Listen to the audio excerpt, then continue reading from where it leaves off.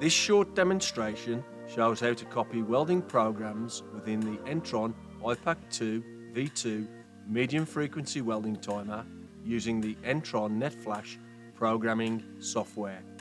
With the iPAK2 version 2 program page open, select the copy programs icon. You can now see the copy selection child window. We can now select the copy from source program, example weld program 1.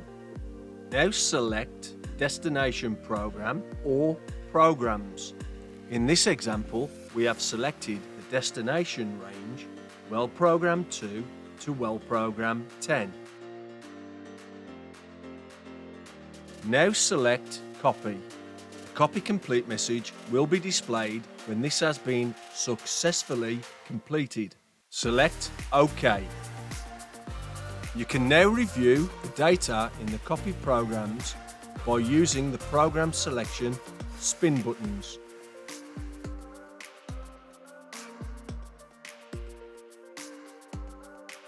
Thank you for watching this short Entron iPAK2v2 NetFlash demonstration. Entron Controls has 3 manufacturing and support sites which are based in the UK, USA and Mexico. For more information, visit our website www.entroncontrols.com.